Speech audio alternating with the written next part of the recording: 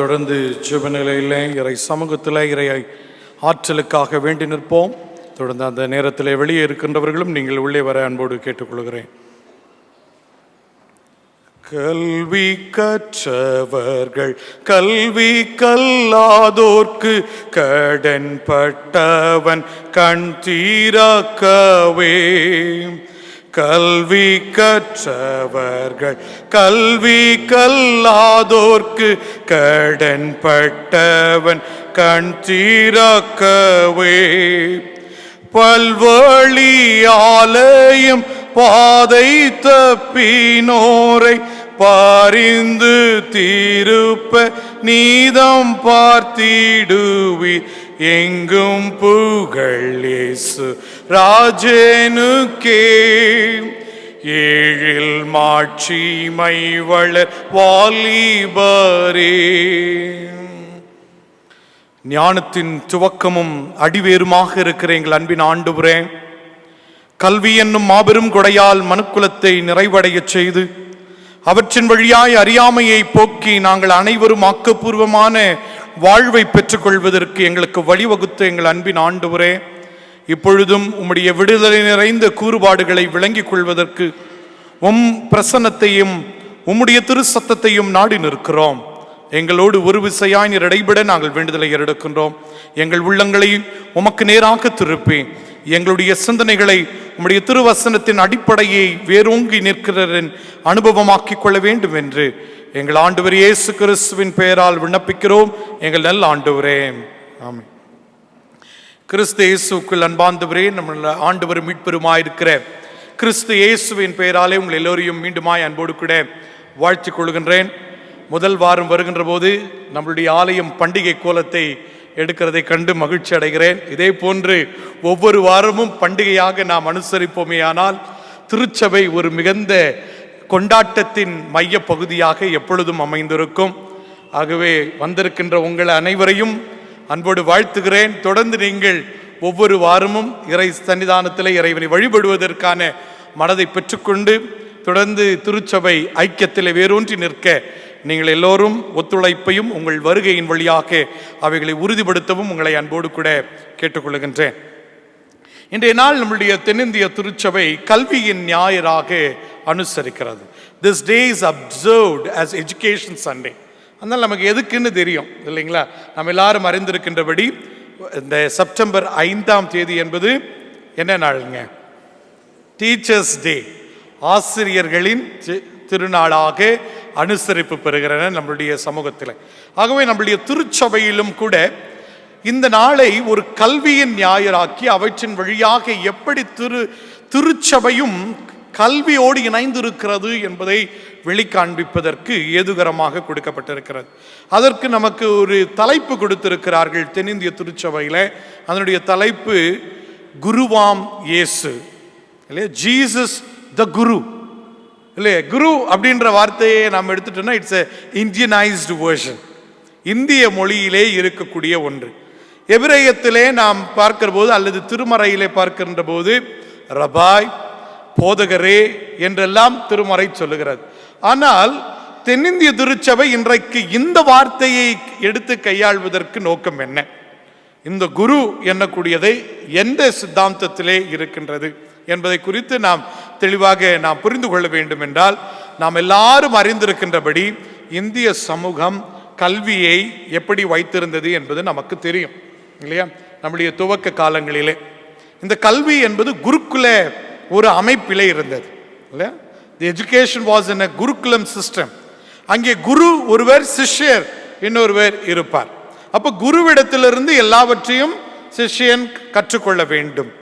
சிஷ்யனை குருவை சீடன் மிஞ்சி போனால், அவன் மீறினால் உடனடியாக அவன் குருவாக்கி விடப்பட முடியும். இந்த குருகுல நிலைப்பாடு என்ன என்பது நம்ம எல்லாருக்கும் தெரியும். இது எல்லாம் ஒரு ஆணாதிக்கம் நிறைந்த ஒரு கல்வி அமைப்பு, ஒரு ஆதிக்க சக்தி கையாளக்கூடிய ஒரு அமைப்பு. We all know this Gurukulam system were consisted of the patriarchal system where the male will be the teacher. இரண்டாவது நீங்கள் பார்ப்பீர்கள் என்றால் only the dominant will learn. Only the dominant people will have the privilege to undergo education. But மற்ற மக்கள், பாமரை மக்கள், இவர்களுக்கு கல்வியே அவர்களுக்கு கற்றுக் கொடுக்க கூடாது என்று. அப்படி மீறி கல்வியை கற்றால் எப்பேற்பட்ட கொடூரமான தண்டனைகள் கொடுக்கப்பட்டது என்பதும் நமக்கு வரலாறு தெரிந்திருக்க வேண்டும். இப்பேற்பட்ட ஒரு சூழ்நிலையிலே தான் ஆண்டவரின் அருத்தொண்டர்களாக்கிய நம்முடைய கிறிஸ்தவ மிஷனரிமார்கள் இந்த உலகத்திலே, இந்த இந்திய நாட்டிலே வந்த பொழுது எல்லா விதமான வேறுபாடுகளையும் அறுத்து எறியப்பட வேண்டும். இந்த ஆதிக்க சக்திகளை சவால் விட வேண்டும் என்றால் இதற்கு ஒரே ஒரு ஆயுதம் கல்வி மாத்திரமே என்பதை உணர்ந்து மூளை முடுக்குகளிலெல்லாம் கல்வியை கொன்று சேர்த்ததின் மிகப்பெரிய அருங்கொடையை ஆற்றினவர்கள் நம்முடைய மிஷனரிமார்களே என்பதை ஒரு நாளும் திருச்சபை மறக்க முடியாது. கிறிஸ்தவ சமூகம் என்பது இன்றைக்கு வளர்ந்து நிற்பதற்கும், கிறிஸ்தவ சமூகம் இன்றைக்கு கல்வியை தங்கள் முக்கியமான ஊழியமாக முன்னெடுத்ததற்கு மிகப்பெரிய அடித்தளம் நாட்டியவர்கள் நம்மளுடைய மிஷனரிமார்கள். அவர்களின் வழியாக தான் பெண் கல்வி என்பது இந்த நாட்டுக்குள் பிரவேசித்து அதிகமாக்கப்பட்டன. அனைத்து ஒடுக்கு நிலையிலே இருக்கின்றவர்களும் உயர் மாண்பை பெற வேண்டும் என்றால் இந்த கல்வி இவர்களுக்கு போதிக்கப்பட வேண்டும் என்று சொல்லி இதற்காக தங்களையே அர்ப்பணித்து கொண்டவர்கள் நம்முடைய அருந்தொண்டர்கள்.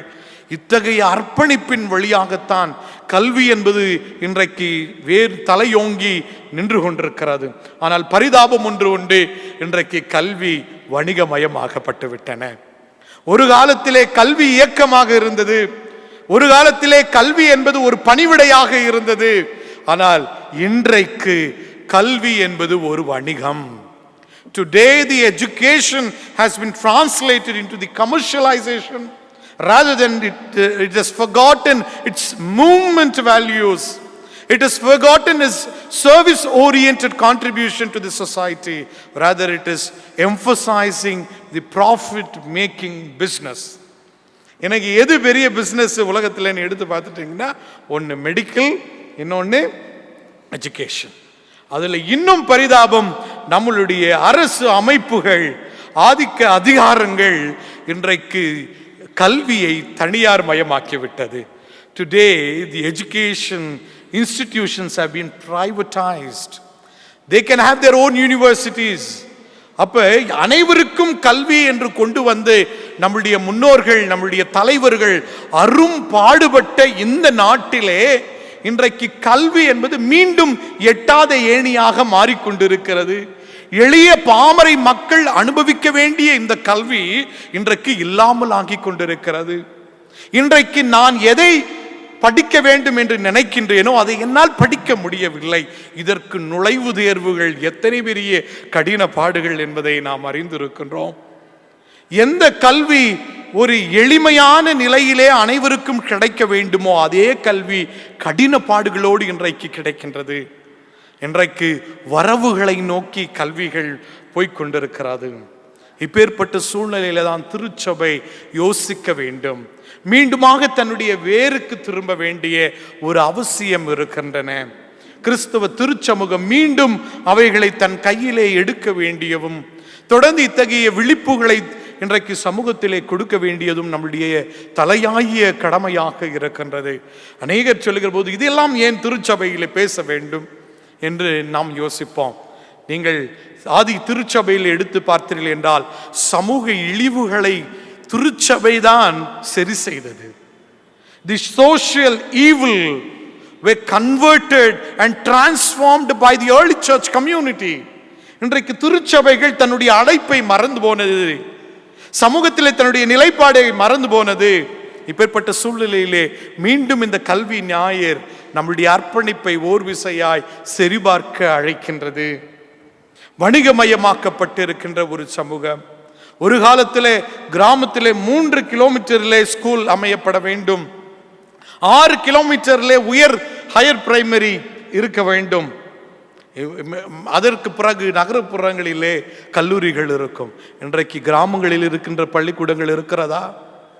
புதிய கல்வி திட்டம் என்று ஒன்றை இன்றைய அறிமுகப்படுத்தி வைத்து இன்றைக்கு இருக்கக்கூடிய அரசு பள்ளிக்கூடங்கள் எல்லாம் குறைவு பெற்று எல்லாம் தனியார் பள்ளிகளுக்கு சென்றடைய வேண்டும் என்கின்ற மிகப்பெரிய திட்டங்கள் வகுக்கப்பட்டு இருக்கின்றன. இதற்கு நம்மளுடைய பொறுப்பு என்ன? நம்முடைய மறுமொழி என்ன? இன்றைக்கு மீண்டும் ஒரு கல்வி திட்டம் சொல்லுகின்றது, உன்னாலே படிப்பு ஏறவில்லையா, நீ மீண்டும் உன்னுடைய குல தொழிலுக்கு திரும்பு. Turn back to your ancestral job. எப்படி இருக்கிறது இன்றைக்கு? இல்லையா?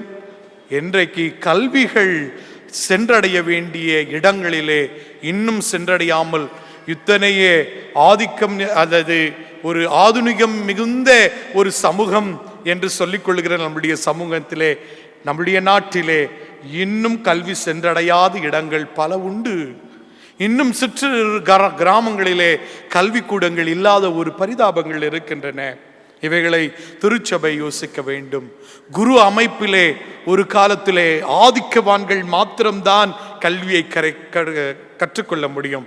இன்றைய உலகத்திலே வெறும் பணம் படைத்தவர்கள் மாத்திரம்தான் கல்வியை கற்க முடியும் என்கின்ற சூழல் உருவாகி கொண்டிருக்கிறது. இப்பேற்பட்ட சூழ்நிலைகளிலே நம் திருமறையை கொண்டு பொருத்தி பார்க்க வேண்டி உள்ளது. கல்வி என்பது எத்தகைய நிலையிலே தொடர்ந்து செயல்பட வேண்டும் என்பதை குறித்து ஒரு ரெவல்யூஷனல் எஜுகேஷனிஸ்ட் பவுலோ ஃபெரே, நிறைய பேர் கேள்விப்பட்டிருப்பீங்க அவரை குறித்து, பெடகாகி ஆஃப் தி அப்ரெஸ்ட் எனக்கூடிய புத்தகத்தை எழுதியவர். அவர் சொல்லுகின்றார், இன்றைக்கு கல்வி மையங்கள் எப்படி இருக்கிறது என்றால் ஒரு வணிக முறையை கையாண்டு கொண்டிருக்கிறது. Today's educational concept is based on the banking system. எனக்கு என்ன தெரியுமோ அது எல்லாத்தையும் இன்னொருத்தர் மேலே என்ன செய்கிறது, திணிச்சிருது. So it's only a way of depositing, but we do not withdraw. Or if we withdraw, we want whatever we have imposed on them, we want the same thing to be withdrawn. That is not the educational system. அப்பொழுது அவர் சொல்லுகின்ற போது சொல்லுகின்றார், ஒரு புதிய மயமான ஒரு கல்வி உருவெடுக்க வேண்டும். அந்த கல்வி என்பது ஆசிரியர்களும் மாணவர்களும் இருவரும் கற்க முயற்சி எடுக்க வேண்டும், இருவரும் கல்விக்கு உட்பட வேண்டும். ஆகவே கல்வி என்பது ஒரு நிறைவு அல்ல. கல்வி என்பது ஓர் தனிப்பட்ட மனிதனுக்கு உரியது மாத்திரம் அல்ல, கற்றவர்களிடத்திலிருந்து மட்டும் வருகிறது அல்ல. இவைகள் it is a kind of reciprocalness where you can exchange your learning. பிள்ளைகளிடத்திலிருந்தும் நாம் நிறைய விஷயம் கற்க இருக்கிறது. ஆசிரியர்கள் நான் மாத்திரம்தான் சொல்ல வேண்டும் என்பதை காட்டிலும் பிள்ளைகளிடத்திலிருந்தும் நாம் ஒரு சில நேரங்களில் செவி சாய்த்து அவர்களின் வாழ்வியல், அவருடைய சூழல்கள், இவைகளெல்லாம் நாம் அறிந்து கொள்ள வேண்டியதும் ஒரு ஆசிரியரின் கடமை. இன்னைக்கு நிறைய ஆசிரியர்களுக்கு என்ன தெரியுமா, பாடக புஸ்தகம் எடுத்து போய் நின்று ஒரு அரை மணி நேரம் லெக்சர் கொடுத்துட்டு வெளியே வந்துட்டா போதும். பிள்ளைகளுக்கு அது சென்று சேர்ந்ததா நாம் கேட்பதில்லை. எந்த அளவுக்கு அது பிள்ளைகளின் சூழலுக்கு பொறுத்தவரை நாம் சொல்லியிருக்கிறோம் அதை குறித்து நாம் கவலைப்படுகிறது இல்லை. இல்லையா? 10 பிள்ளை ஒரு வகுப்புல இருக்குன்னா 10 பிள்ளையும் கிளவரா தான் இருக்கணும்னு ஒரு டீச்சர் யோசிப்பாங்க. இல்லையா? அப்போ வீக் பிள்ளைங்களை என்ன செய்திருவாங்க, எப்பவுமே ஒதுக்கிடுவாங்க, ஓரம் தட்டிடுவாங்க. இல்லையா? இன்றைக்கு அநேக ஆசிரியர்களுக்குள்ளே இருக்கின்ற நிலைமை தான், படிக்கிற பிள்ளையை மட்டும் தன்னிடத்திலே வைத்துக் கொள்வது.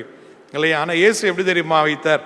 ஒரு ஆட்டுக்குட்டியை இயேசு வைத்திருந்தார். அந்த ஆட்டுக்குட்டி எப்படி இருந்தது என்றால் அடிப்பட்ட ஆட்டுக்குட்டி, முன்னோக்கி மற்ற ஆடுகளோடு சேர்ந்து ஓட முடியாத ஒரு ஆட்டுக்குட்டி.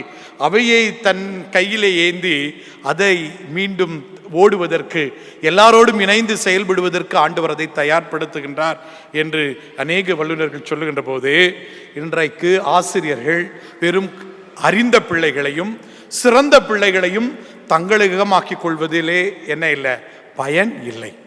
யார் பலவீனமாய் இருக்கின்றான், யார் இடத்துல இப்ப எல்லாரும் அறிவிலே புகுத்து அறிவு மிகுந்த சிறந்த அறிவு படைத்தவர்களாக பிறப்பது இல்லை. ஆகவே ஒரு சில குறைபாடுகள் இருக்கிறன. அந்த குறைபாடுகளை எப்படி நான் அடையாளம் கண்டுபிடித்து அந்த பிள்ளையை முன்னோக்கி செல்வதற்கு என்னுடைய பங்கு என்ன என்பதை ஆசிரியர்கள் யோசிக்க வேண்டும். இல்லையா? பேரண்ட்ஸ் டீச்சர்ஸ் மீட்டிங் போகும்போது இந்த கொஞ்சம் நல்லா படிக்க முடியாத பிள்ளைகளின் பெற்றோர்கள்லாம் பயந்தே போவாங்க. பாருங்க, இந்த பயத்தை யார் கொடுத்துட்டா? ஸ்கூலில் கொடுத்துட்டாங்க. இன்னைக்கு டீச்சர்ஸ் கொடுத்துட்டாங்க. எதுக்கு பிள்ளைகளை வகுப்புகளுக்கு அனுப்புகிறோம்? நீ அவர்களை என்ன செய்யணும்? கல்வியை கற்றுக் கொடுத்து அவர்களை நீ மேம்படுத்த வேண்டும். இன்னைக்கு இருக்கிற நான் சொன்ன அந்த வணிகமயமாக்குதல் என்பது, இப்போ ஒரு வகுப்புல 20 பிள்ளைகள் தான் அகாமடேட் பண்ண முடியுதா? இன்னைக்கு எத்தனை பேர் அகாமடேட் பண்றோம்? 40 பேர், 50 பேர். So we are not able to concentrate with or relate with the emotions and feeling of the child. இப்போ என் வகுப்புல உட்கார்ந்து இருக்கிற பிள்ளை எவ்வளவு பாதிப்பு அனுபவிச்சுட்டு வந்திருக்குன்றத குறித்து நாம யோசிக்க முடியாது. அன்னைக்கு ராத்திரி எத்தனை பெற்றோர்கள் வீட்டில் சண்டை போட்டு பிள்ளைக்கு எவ்வளவு ப்ரெஷர் கொடுத்துருப்பாங்கன்னு தெரியாது உங்களுக்கு. அன்னைக்கு காலையில அந்த பிள்ளை வீட்டில இருந்து சாப்பிட்டு வந்தானான்றதை பற்றி நமக்கு கவலை. இதெல்லாம் எங்களுக்கு எதுக்கு அப்படின்னு யோசிப்போம்.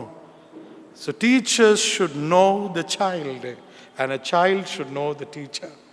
இருவரும் அறிந்து வேண்டும். கடவுளை நான் அறிந்து கொண்டால் மாத்திரம்தான் கடவுளின் பிரதிநிதியாக்கப்பட முடியும். அறியாமல் ஒருவருக்கு நான் செயல்பட்டு கொண்டிருப்பேனே ஆனால் என்ன பயன்? ஆகையினாலே தான் பவுலடிகளார் பார்க்கிற போது சொல்லுகின்றார், அறியாத கடவுளை நீங்கள் வழிபட்டு கொண்டு இருக்கிறீர்களே, அவரை குறித்து நான் உங்களுக்கு சொல்லுகிறேன் வாருங்கள் என்று அழைக்கின்றார். இதுதானே கல்வி, இதுதானே கல்வி. அறியாமையை போக்கி இருளை நீக்கி வாழ்வு கொடுப்பது தானே கல்வி. அந்த கல்வி இன்றைக்கு சுமையாகி இருக்கிறதே.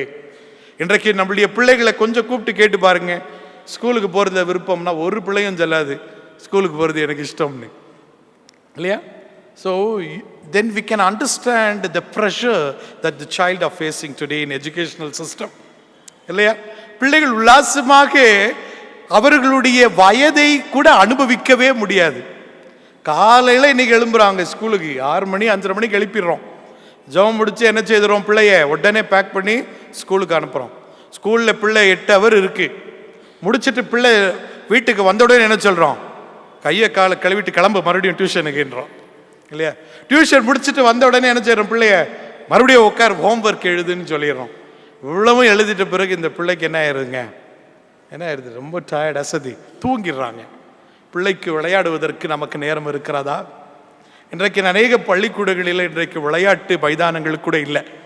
அப்படி இல்லாத பள்ளியை பார்த்து சேர்க்கிற பெற்றோர்களும் உண்டு. ஏன்னா படிப்பு படிப்பு படிப்பு. அப்ப இப்பேற்பட்ட ஒரு நிலையிலே இன்றைக்கு நாம் எப்படி கல்வி என்பது ஒரு வாழ்வை கொடுக்கக்கூடியதாக இருக்கிறது என்பதை யோசிக்க வேண்டும், இல்லையா? என்னைக்கு நான் டாக்டர் ஆகணும்னு விரும்பினா, ஒருவேளை எனக்கு 1% குறைஞ்சுன்னா என்ன ஆயிடுது, இன்னைக்கு படிக்க முடியல. எத்தனை பேர் இன்றைக்கு விருப்பத்தை மீறி இன்றைக்கு படிக்கிறார்கள்? இவைகள் எல்லாவற்றையும் நாம் யோசிக்க வேண்டும். எப்படி இன்றைக்கு கல்விகள் the education system has become a very stringent one, இல்லை? இது எல்லாருக்கும் சென்றடைய வேண்டும் என்று டாக்டர் B.R. அம்பேத்கர் குறிப்பிடுகின்றார். Education for all. And he also states a very important slogan, educate, unite, agitate. கற்பி, ஒன்று சேர், புரட்சி செய், இல்லையா? ஆனால் இன்னைக்கு கல்வி எல்லாரையும் ஒன்று சேர்க்குதுங்களா? கல்வி இன்றைக்கு எல்லாரையும் புரட்சிகரமான ஒரு வாழ்வை முன்னெடுக்க செய்கிறதா? இல்லை.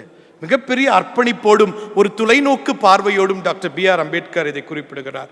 கல்வியிலேயே ஒரு சிறந்த மாமனிதனாக, எந்த கல்வியை நான் கற்கக்கூடாது என்று ஆதிக்க சக்திவான் நீ நினைத்தாயோ அந்த கல்வியை நான் கற்பேன், உன்னை விட அதிகமாக கற்பேன். இன்றைக்கு வரைக்கும் ஒரு மனிதனும் அவருக்கு ஈடாக கல்வியை என்ன செய்ய முடியலைங்க, கற்க முடியவில்லை. ஒரு பெரிய பெரிய மாமேதை அரசியல் அமைப்பை இன்றைக்கு உருவெடுக்க செய்ததிலே மிகப்பெரிய பங்காற்றியவர். அப்ப இன்றைக்கு கல்விகள் என்பது பிரிந்து கிடக்கின்ற சமூகத்திலே நாம் மீண்டும் ஒன்று சேர வேண்டும் என்று அழைக்கிறது. ICSE, CBSE, state syllabus. ICSE பார்த்தாங்கன்னா CBSE கார கீழே பார்க்கறது, CBSE காரங்க யாரை கீழே பார்க்கறதுங்க, ஸ்டேட் சிலபஸ்கார கீழே பார்க்கறது. இவ்வளோலாம் இன்னைக்கு இருக்கு, இல்லையா? இந்த ஸ்கூல்ல படித்தா எனக்கு ப்ரெஸ்டேஜ், அதனால என் பிள்ளை எந்த ஸ்கூலில் தான் நாம் என்ன செய்யணும், படிக்கணும். இப்படியெல்லாம் இன்னைக்கு நம்ம என்ன செய்கிறோம், கல்வி அமைப்புகளுக்குள்ளே நாம் பல படிநிலைகளை வைத்திருக்கிறோம். அப்போ இதெல்லாமா கல்வி என்பதை குறித்து நீங்கள் யோசியுங்கள். கல்வி என்பது அறியாமை நீங்க பெற வேண்டும். கல்வி என்பது வாழ்வு கொடுக்க வேண்டும். கல்வி என்பது ஒரு மனிதனை முன்னேற்ற பாதையிலே கொண்டு செல்வது. அவன் மாத்திரமல்ல, தன்னோடு இருக்கின்ற அத்தனை பேரையும் கொண்டு செல்கிறவன் தான் உண்மையான கல்வியாளன். ஆனால் இன்றைக்கு கல்விகள் today the education has become a competition, இல்லையா? போட்டி இருக்குது இன்னைக்கு இன்றைக்கு கல்வியில். அப்போ இந்த போட்டியில் என்ன ஆயிடுச்சு, இப்போ சுயநலம் வளர்ந்துருச்சு, பொதுநலம் இல்லை, இல்லையா? ஒரு காலத்தில் இப்போ நம்மளுக்கு படிப்பு ஏறலைன்னா இந்த படிக்கிறவங்க என்ன செய்வாங்க, நம்மளுக்கு புரிய வைப்பாங்க. இன்னைக்கு யாராவது புரிய வைக்கிறீங்களா? இல்லை உங்கள் பிள்ளைங்களை என்கரேஜ் பண்ணுறீங்களா? அப்படி இல்லையா? நம்ம அப்படி செய்கிறது இல்லை இன்னைக்கு. ஏன்னா நம்ம தான் மார்க் நிறைய ஸ்கோர் பண்ண, என் பிள்ளை டாப்பில் இருக்கணும். So we do not want to share our knowledge with those who are weak. And this is where the selfishness has been increasing day by day. இப்பேற்பட்ட சூழலை நாம் புரிவெடுத்துக் கொள்வோம். வேகமாக 3 திருமறை பகுதிகள். முதலாவது திருமறை பகுதி நீதிமொழிகள் 4ஆம் அதிகாரம். நீதிமொழிகள் நீங்கள் அறிந்தபடி ஒரு கல்வி கற்றவர்களால் சொல்லப்பட்டது அல்ல. நம்ம எல்லாருக்கும் தெரியும் இல்லைங்களா? பழமொழி யார் சொல்றா? யார் சொல்லுவாங்க பழமொழி? பழமொழி யாரால் சொல்லப்பட்டது? அனுபவமிக்கவர்களால் சொல்லப்பட்டது இல்லையா? வாழ்க்கையின் வழியாக கற்றுக்கொண்டவர்களால் சொல்லப்பட்டது, முறையான கல்வியின் வழியாக கற்றுக்கொண்டவர்கள் அல்ல. So the proverbs were said by the ordinary people with their experiences. It was not a formal education. இப்போ இவர்கள் சொல்லுகின்ற செய்தியை தான் 31 அதிகாரங்களாக பார்க்கிறோம். 4 இலக்கியங்கள் நம்முடைய திருமலையிலே உண்டு இல்லையா? அப்போ இந்த பகுதியிலே நீங்கள் பார்க்கின்ற போது இந்த 3வது வசனத்தில் சொல்லுகின்றார், தகப்பன் பிள்ளையை பார்த்து சொல்லுகிறார், நீ கவனி இல்லையா? யாராவது ஒருத்தர் வாசிக்கலாங்களா 3வது வசனம்?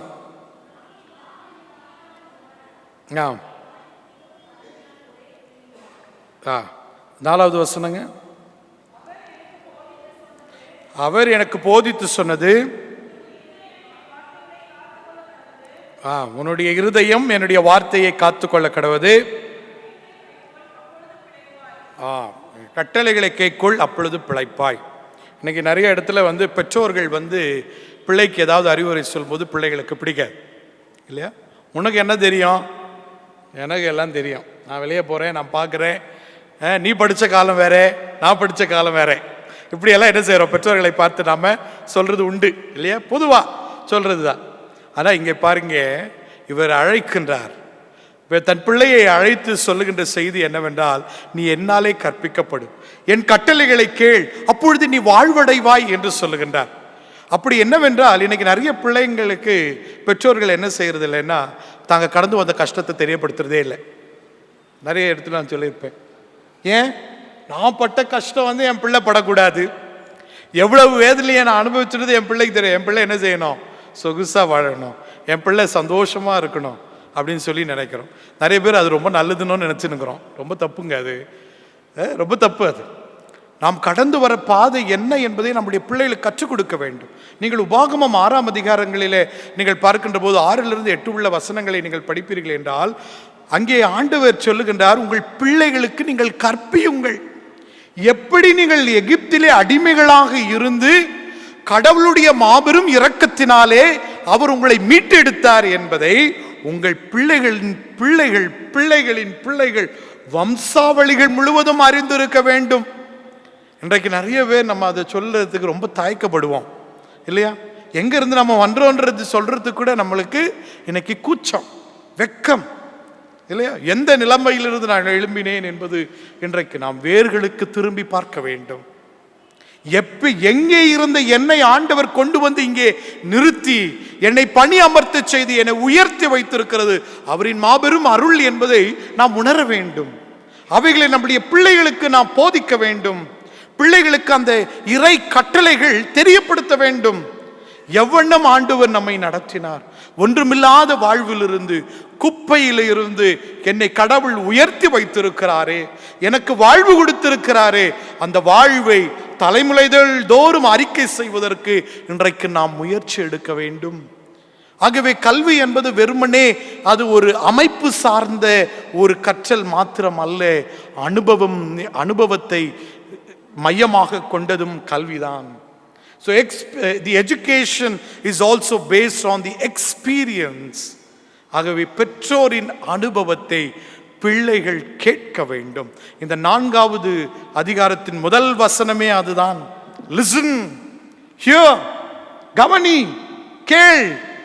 இன்றைக்கு கவனிக்கிறது கேட்பதற்கு மனமே இல்லை. ஏன்? எனக்கு எல்லாம் தெரியும், என்னால் எல்லாம் பார்த்துக்க முடியும். மமதை, அகந்தை இன்றைக்கு நம்முடைய கண்களை மறைக்கின்றது. பிறர் என்ன சொல்லுகிறார்கள் என்பதற்கு கவனிப்பதற்கும் நமக்கு இன்றைக்கு நேரமில்லை, அதற்கு நம்மளுக்கு விருப்பம் இல்லை. நம்முடைய மனது அதற்கு என்ன செய்யாது? அடிப்பணியவே படியாது. திருமறை சொல்லுகிறது, கவனி, லிசன், ஹியர் ஓ இஸ்ராயேல், ஷெம்மா இல்லையா? அது திருமறையில் சொல்லுகிறது. என்னது?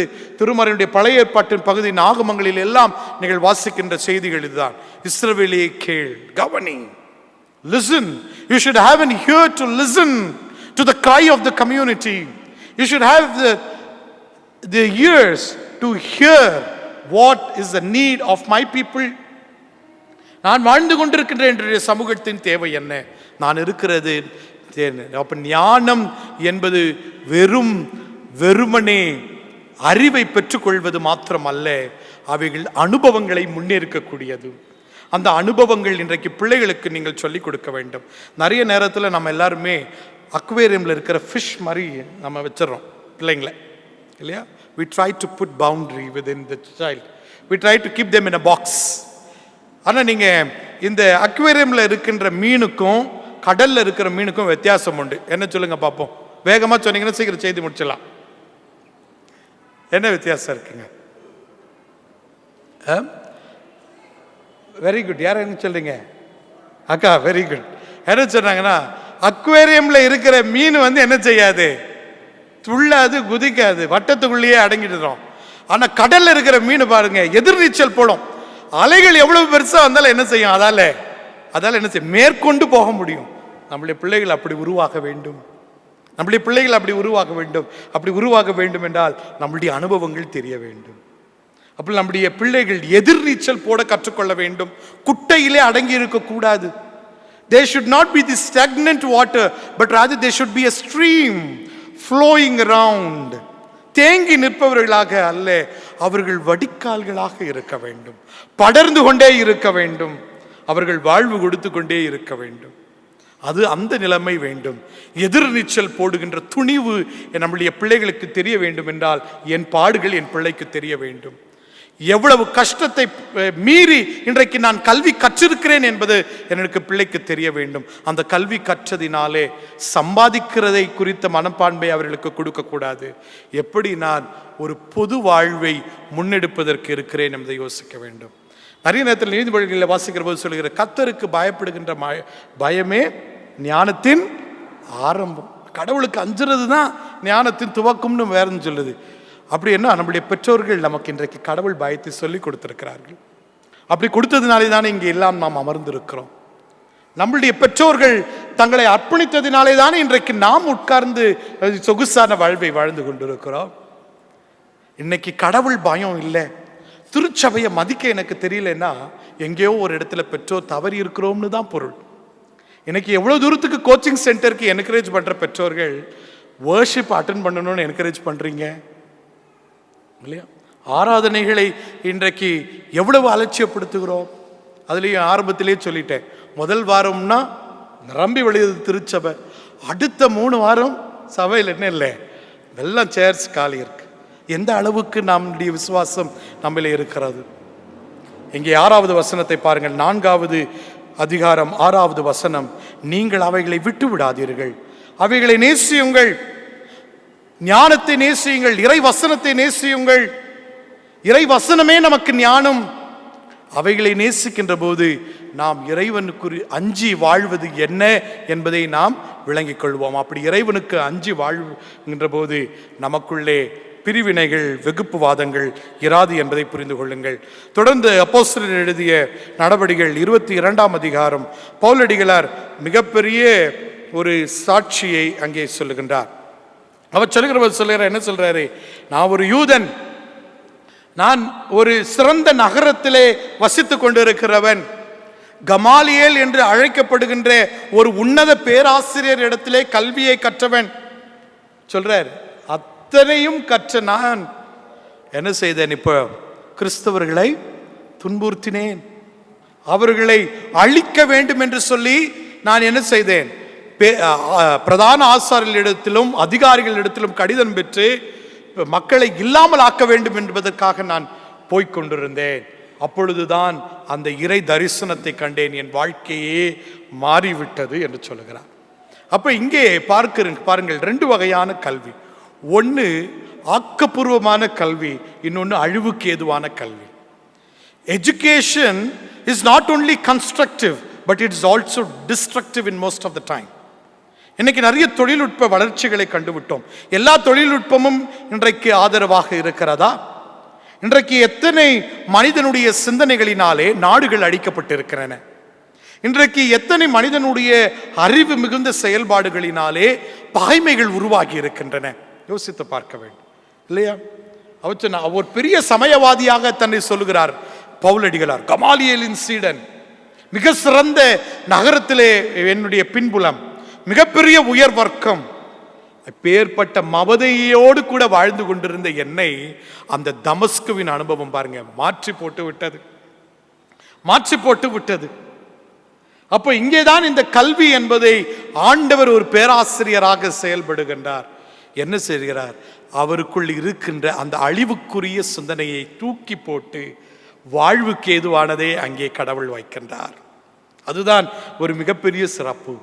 இன்றைக்கு நாம் கற்கும் கல்விகள் பிறருக்கு துயரத்தையும் பிறருக்கு வேதனையும் கொண்டு வராமல் அந்த கல்வி என்பது அனைவரையும் வாழ வைக்க வேண்டும்.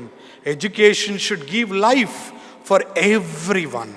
முடிந்த அளவுக்கு நாம் அதை முயற்சி எடுக்க வேண்டும்.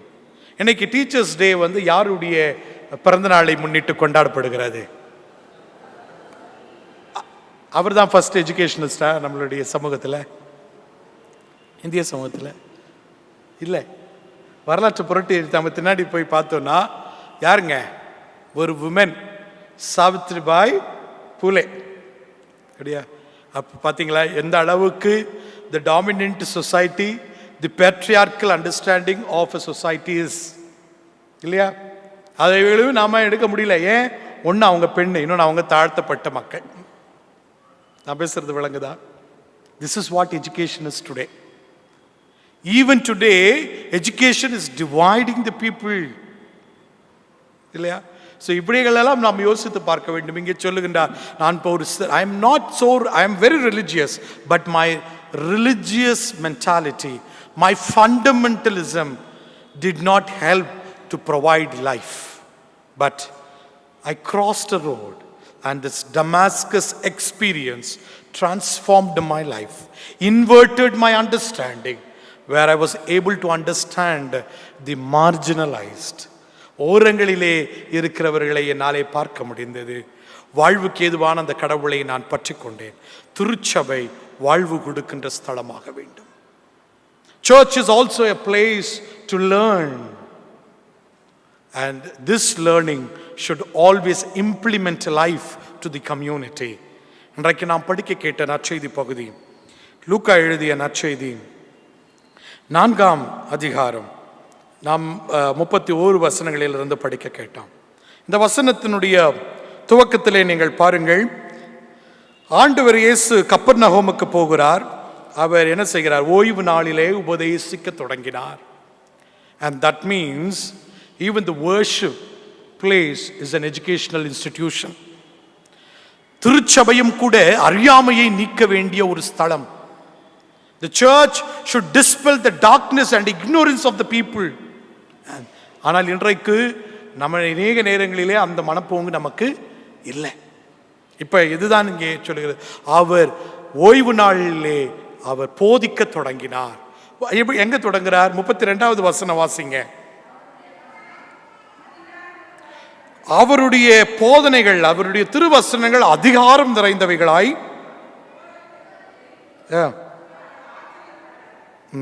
சார், அதிகாரம் நிறைந்த அவருடைய போதனையை கண்டு எல்லாரும் என்ன செய்கிறார்கள்? ஆச்சரியப்படுறார். அப்படி என்ன அதிகாரம்னா, அதிகாரத்தையே எதிர்க்கும் அதிகாரம் இல்லையா?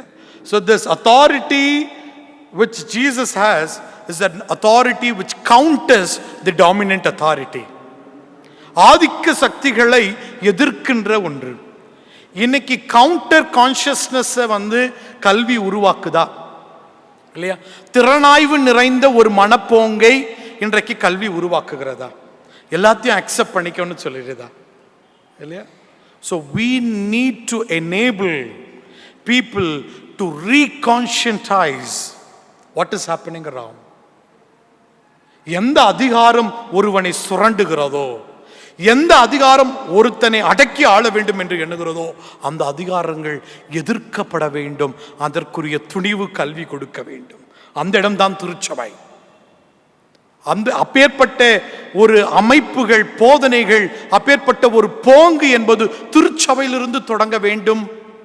ஆனால் இன்றைக்கு திருச்சபை வெறுமனே ஒரு கிளப் ஆக்கிட்டோம். இன்னைக்கு நம்ம it has no life. Because we want membership, we want benefit, but we do not want God within us. So it has become a ritual. In this sense, once again, the scripture is inviting us that the church should begin the God's reign என்பதை விளங்கிக் கொள்ள வேண்டும். அதிகாரங்களையும் மேற்றுமைகளையும் எதெல்லாம் சுரண்டுகிறதோ, whichever and whatever exploits and oppress the community has to be countered, and we need to have that courage, and that courage needs to be molded up in all the educational institution. You cannot be comfort and cozy in your own place. தொடர்ந்து நீங்கள் படியுங்கள். நீங்கள் 30 படிக்க வேண்டாம், நேரம் ஆகாது. 33வது வசனத்தில் நீங்கள் பார்ப்பீர்கள் என்றால், ஆண்டவர் ஜெப ஆலயத்திலே, ஆங்கில மொழிபெயர்ப்பில், in synagogue there was a man who possessed a demon. எங்க? திருச்சபைக்குள்ள பேய் பிடிச்ச ஒருத்தர் உட்கார்ந்து இருக்காங்க. எது பேயினா? எதுங்க பேயினா? இல்லையா? நமக்கு சொல்லுமா? நம்ம யோசிப்போம். பேய்னு வெளியேறதெல்லாம் பார்த்துட்டு இருக்கிறோம் நம்ம. நோ, தட் இஸ் நாட் பேய்.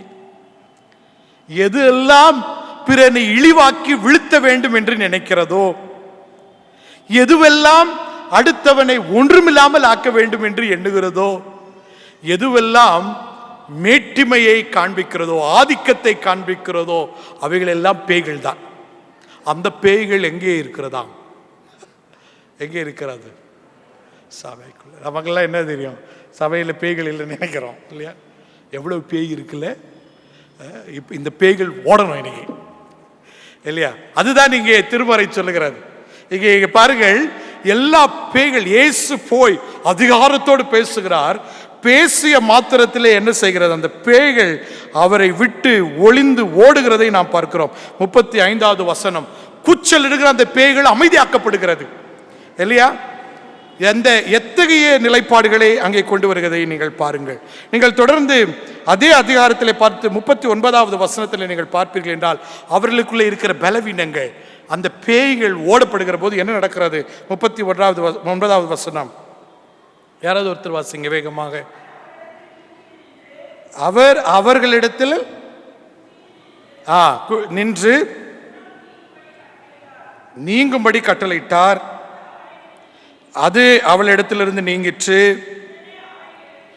உடனே அவள் எழுந்திருந்து அவர்களுக்கு பணிவிடை செய்தாள். இப்போ பேய் ஓடினா மட்டும்தான் இந்த வசனம் நம்ம வாழ்க்கைக்கு மாறும் இல்லையா? நமக்குள்ள இருக்கிற எந்த பேயா இருந்தாலும் சரி, எந்த விதமான மேட்டிமையா இருந்தாலும் சரி, இது ஓடணும். இது இயேசு ஓட்டணும். இயேசு இன்னைக்கு திருச்சபையில் இதை ஓட்டினார்னா என்ன ஆகும்? எல்லாரும் சுயாதீனர்களாக நிற்பார்கள். அவர்கள் என்ன செய்வார்கள்? சுயாதீனர்களாக நிற்பது மாத்திரம் அல்ல, பிறருக்கு சேவை செய்ய தொடங்குவார்கள். They will begin to serve others. Therefore, authority is not to impose commands, rather to serve. This is what Jesus thought. அதிகாரம் என்பது ஆளுமை செய்வதற்கு மாத்திரம் அல்ல, பணிவிடை செய்வதற்கு என்பதை நாம் விளங்கிக் கொள்ள வேண்டும். இதுதான் நம்மளுடைய திருமறை. இன்னும் அழகாக பல காரியங்களை சொல்லுகின்றன. நீங்கள் சென்று படியுங்கள். மிக அழகாக ஒவ்வொரு வசனங்கள். நீங்கள் அந்த வசனத்தில் பார்த்தீங்கன்னா, நிறைய இடத்துல பார்த்தீங்கன்னா பேய் பிடிச்சவங்களை பெண்களை தான் காமிப்பாங்க. ஆனால் இந்த திருமறையில் இந்த பகுதியில் நீங்கள் பார்த்தீங்கன்னா ஒரு ஆண் பேய் பிடிச்சிருக்கு. இப்போ இந்த ஆண் பேய் ஓடிடுச்சுன்னு வைங்க, எல்லாமே சரியாக போயிடும் இல்லையா? அப்படின்னா அந்த அந்த டாமினன்ட் மைண்ட் செட் இல்லையா, அது ஓடிடுச்சுன்னா என்ன ஆகிடும்? இது எல்லாம் சரியாயிடும். ஸோ இன்றைக்கு திருச்சபைகளே, நாம் இன்றைக்கு எந்த கட்டுக்களுக்குள்ளே இருக்கிறோம்? இயேசு எனக்கு போதகராக இருக்க வேண்டும் என்றால், இயேசு என் ஆசானாக இருக்க வேண்டும் என்றால், என் இயேசு எதிர்பார்ப்பதெல்லாம், என்னை அறிந்து கொள், எனக்கேற்ற பணிவிடையை நிறைவேற்று. இந்த பணிவிடை என்பது it's not only mental but also physical. Jesus moves with compassion. Education should enable you to move with compassion. இரக்க குணத்தோடு பிறரை பார்க்க கற்றுக் கொடுக்க வேண்டும். ஆகவே இந்த கல்வி ஞாயிறு சிறந்ததொரு ஞாயிறாக நாம் முன்னெடுப்போம். நல்லதொரு கல்வி அமைப்பை எதிர்நோக்குவோம். தூய கடவுள் நம்மை ஆற்றல் படுத்தி நடத்துவாராக. ஆமேன்.